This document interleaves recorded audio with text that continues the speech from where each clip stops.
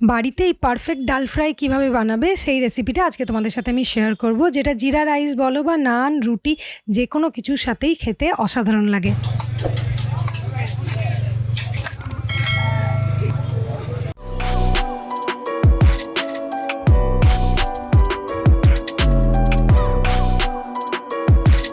নমস্কার বন্ধুরা, আশা করছি সবাই খুব ভালো আছো। তো আজকের ভিডিওটা আমি একদম সকাল সকাল চক বাজার থেকে শুরু করছি।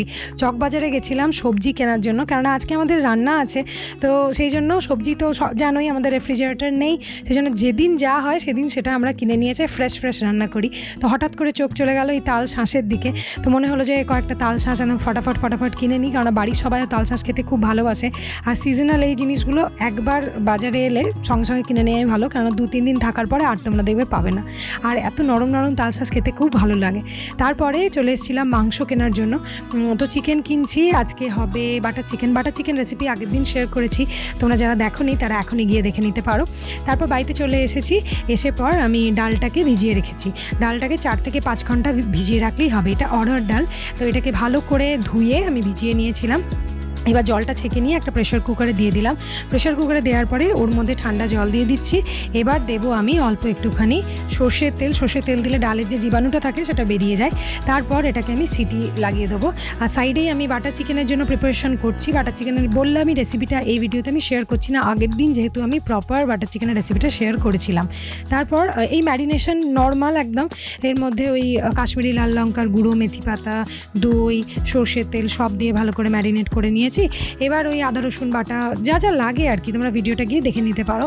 দুর্দান্ত হয় কিন্তু খেতে, আর বানানোটাও খুব একটা কিন্তু ডিফিকাল্ট নয়। তারপরে আমি ভালো করে ম্যারিনেশন করে, মানে চিকেনটা যেহেতু ম্যারিনেট হতে টাইম লাগে, সেই জন্য আমি এই দিকের কাজটা আগে সেরে নিচ্ছিলাম। পিঙ্কি এখনও আসেনি, আর বাইরে একবার করে দেখছি মেঘ উঠছে, একবার করে দেখছি রোদ উঠছে। তো সেই জন্য ভয় লাগছিল যদি মিক্সার গ্রাইন্ডারটা অফ হয়ে যায়, কারেন্টটা চলে যায়, তাহলে আমাদেরকে সেই শিল নিয়ে বসতে হবে।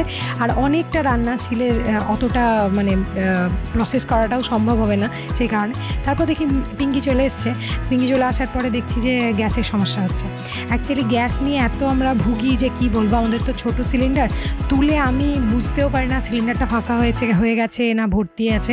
ওই চলতে থাকে, তারপর ঠিক দেখি টাইমে গ্যাসটা শেষ হয়ে গেছে। তো ওইদিকে সত্যি গ্যাস শেষ হয়ে গেছিলো। আমি ভাবলাম যে আনতে যাবো, তবে তার আগে ইন্ডাকশানে যতটা হয় অ্যাটলিস্ট ডালটা সেদ্ধ করে রাখি, কারেন্ট চলে গেলে নইলে সেটা করতে পারবো না। আর এদিকে আমি ডালের জন্য যে জিনিসগুলো আমার লাগবে সেইগুলোকে রেডি করে নিচ্ছিলাম। প্রথমেই আমি একটা পেঁয়াজকে ভালো মতো করে গ্রেট করে নিচ্ছি। গ্রেট নয়, বলতে পারো যে একদম ঝুড়ো করে কেটে নিলে, হাতে কেটে নিলেও চলবে, তবে এইটাতে কাটলে একদম ছোটো হয়ে যায়, সেই কারণে আমি ওটাতেই কেটে নিয়েছি। এবার আমি রসুনটাকে ছাড়িয়ে নিচ্ছি।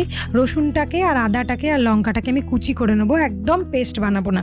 তোমরা যদি ডাল ফ্রাই বানাও বা তড়কাও যদি বানাও, তাহলে অবশ্যই এটা মাথায় রেখো যে কোনো রকমভাবেই রসুন আর আদাটাকে না পেস্ট করবে না, একদম ঝুড়ো করে কেটে নেবে।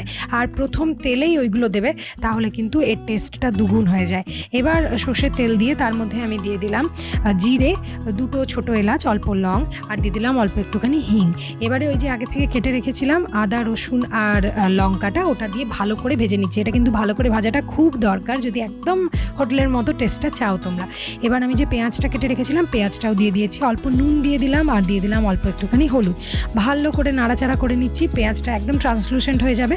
তারপর আমি দিয়ে দিচ্ছি অল্প একটুখানি কাশ্মীরি লাল লঙ্কার গুঁড়ো, যাতে কালারটা সুন্দর আসে। এবার দিচ্ছি ধনে গুঁড়ো। এবার ভালো করে নাড়াচাড়া করে আমি এটা দেখো ওই টমেটোটাকে কিন্তু আমি গ্রেট করে নিয়েছি, আমি কিন্তু পেস্ট বানাইনি। এবার ভালো করে নাড়াচাড়া করছি। এবার ঢাকা দিয়ে টমেটোটা যতক্ষণ সেদ্ধ হয় ততক্ষণ আমি এটাকে কুক করে নেবো, ওই 5 মিনিট মতো। দেখো সমস্ত তেলটা ছেড়ে দিয়েছে মশলাটার থেকে। এরপরে আমি এর মধ্যে মিশিয়ে দেবো ডালটা একটু জলেই রয়ে গেছে, তবে যদি তোমরা জলটা একটু কম দাও তাহলেও কিন্তু হবে।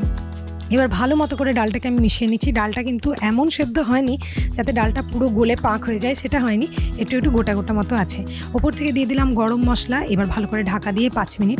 এবার আরেকটা প্যানের মধ্যে আমি নিয়ে নিলাম একটুখানি সাদা তেল, এই জায়গায় তোমরা ঘিও নিতে পারো, তোমাদের ব্যাপার সেটা। তবে যেহেতু বাটার ব্যবহার করবো তাই ঘিটা নিলাম না। আর এবার আমি দিয়ে দিচ্ছি কাশ্মীরি লাল লঙ্কার গুঁড়ো, আর দিয়ে দিচ্ছি রসুন কুচি, এবার দিয়ে দিচ্ছি তোমার মেথি পাতা। এবার ভালো করে নাড়াচাড়া করবো একদম লো ফ্লেমে, যাতে লঙ্কাটা পুড়ে না যায়। এবার আমি এটা তড়কা দিয়ে দিচ্ছি দিচ্ছি, মানে ওই তড়কাটাকে আমি ডালের সাথে মিশিয়ে দিচ্ছি।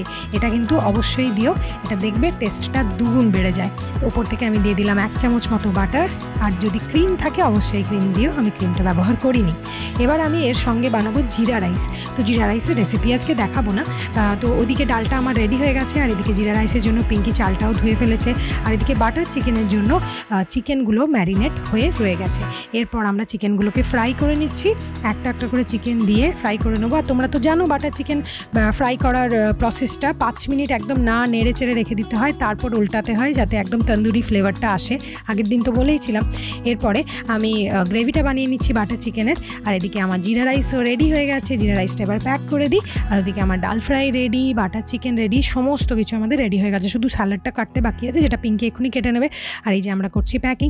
তো ডাল ফ্রাইটা যেমন করে দেখালাম সেই রকমভাবে বাড়িতে বানিও, দেখবে খেতে অসাধারণ লাগবে। রুটি, পরোটা বা জিরা রাইস বলো, যাতেই হোক তোমাদের ডাল ফ্রাইটা কিন্তু অসাধারণ হবে। অবশ্যই লাইক করো। টাটা।